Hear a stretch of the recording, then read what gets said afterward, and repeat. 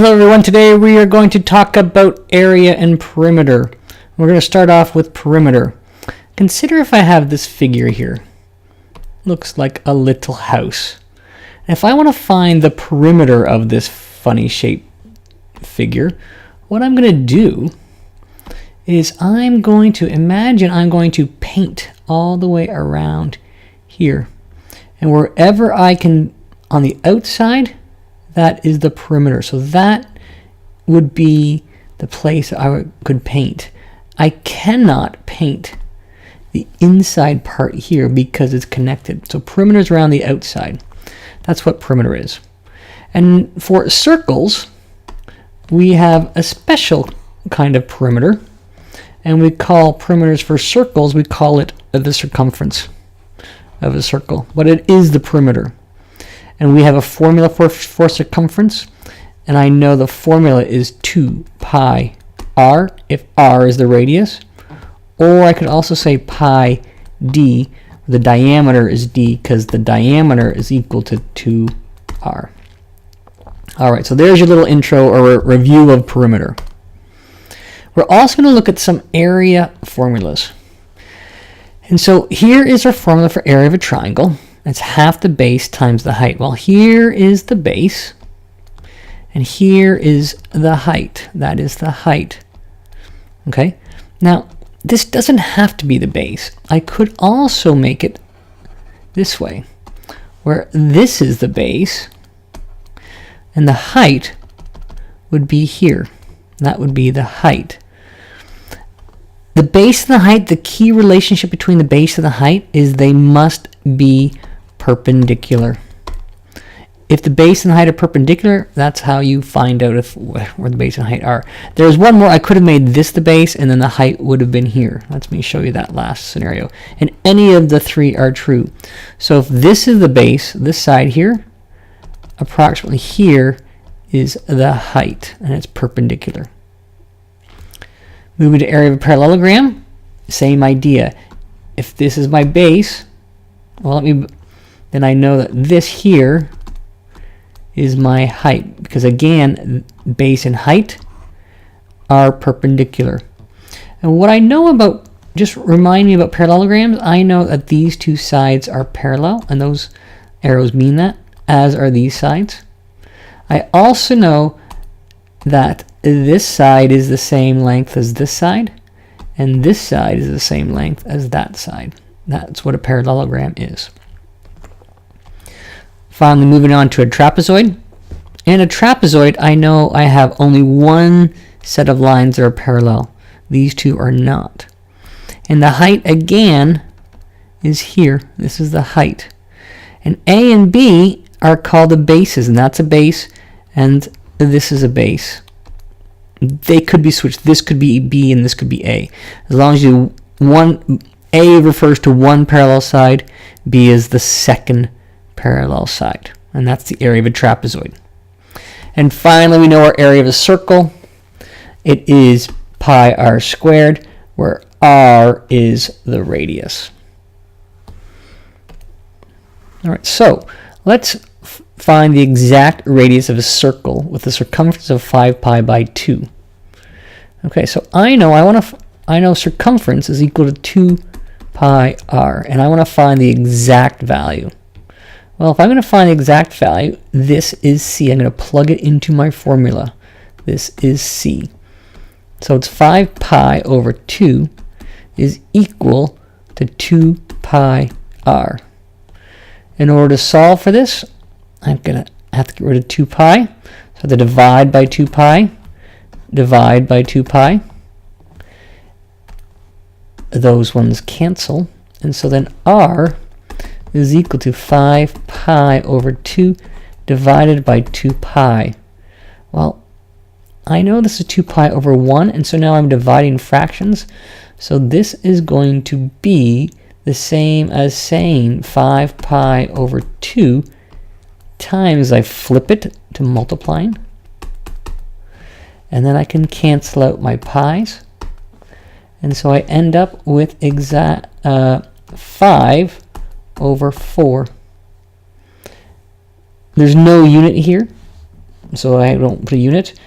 And then to 3 significant figures, well, in this case, it's exactly equal to 1.25, and it is the significant figures. A quick little thing on significant figures, though. Significant figures is talking about the number of digits that count. So if I have 54.8975, the only 3 numbers that count are these 3. And I have to use the previous one to round, and so it would be 54.9 would be the 3 significant figures. If I had a number like 5.004, oh, actually, let me take out that 5. Let's say 0.0042834. Well, these zeros are only placeholders. They're not significant. It's only these 3 digits that are significant. So it would be 0.0042, and then the 8. Look to the 3. It does not round. And so that would be the 3 significant figures. All right, that's just a little quick reminder of those things. Continuing on. Now we have a new problem. Given the trapezium, or another word for trapezium is trapezoid, with CBDF, where DB is 12, CF, this whole distance is 30. So this distance here is 30. Determine the length of CA. Well, one of the things that I recognize is that these 2 angles are the same, which means those are the same, which means these will be the same. It's all evenly split. I do know that this distance here is 12.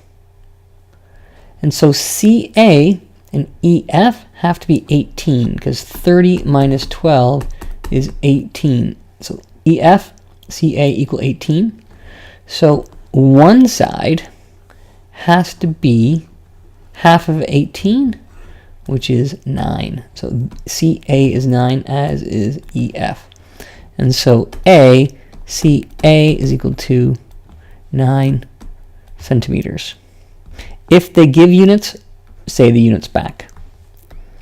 B says, using trigonometry, show the height AB, this is perpendicular, that's the height of the trapezium is 5.20 to 3 significant figures.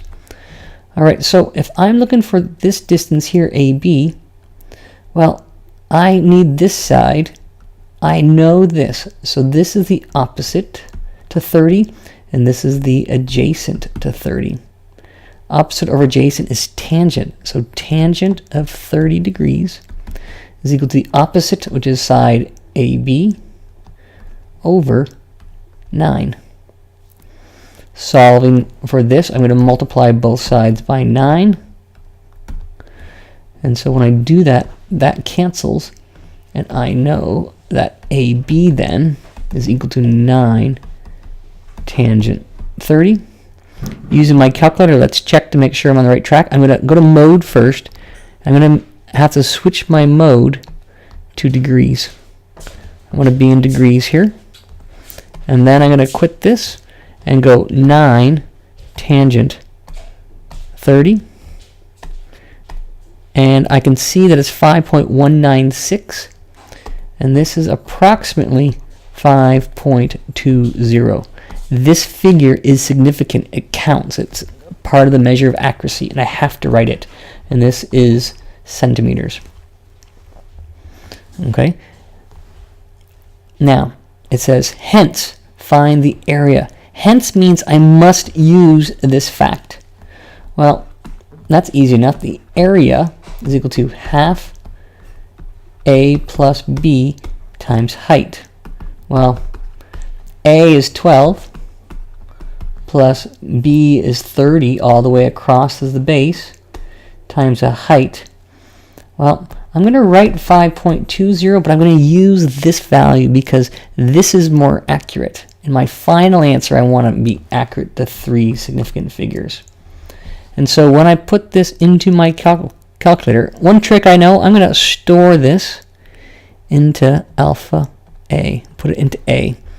So when I type in A, there's the value. So I'm going to go 0.5 times 12 plus 30 times A. And I get 109. And so it is approximately 109 centimeters squared. And this is to 3 significant figures. And it's accurate to 3 significant figures. All right, continuing along. D part says, using Pythagorean theorem or otherwise. Well, this is a tip. Here's the suggestion, but there are other ways of doing it. Calculate CB and DF. Well, one of the things that I know about this trapezoid is that these sides are the same since the angles are the same. So CB, I know this is 9, and this was 5.2. Using Pythagorean theorem or otherwise.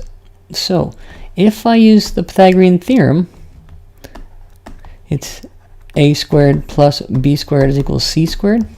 Well, a is my side 9 squared, b is my 5.2 squared, and again I'm going to use, in here I'm going to use my a that I saved is equal to c squared, which is cb. Well, c will be the square root of 9 squared plus 5.20 squared. So I'm going to go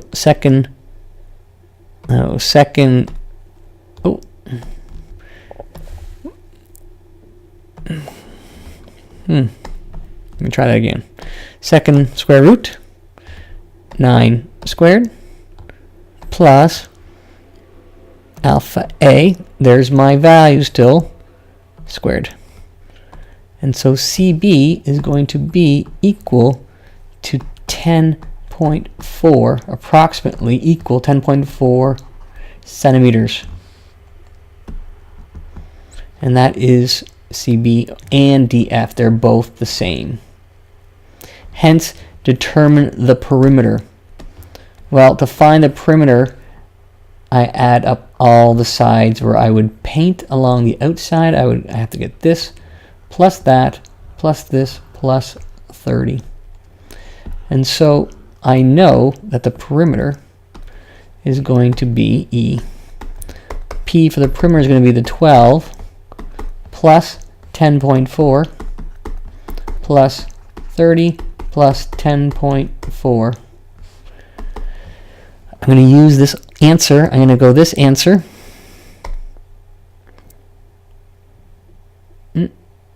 times 2, because there's 2 of them, plus, and I can say 42. And so correct, it is approximately 62.8 centimeters. Perimeter is the length, so it's in centimeters. Okay, so when I look at this, it seems quite overwhelming, but if I take it step by step, it's not so bad. It helps me guide me through.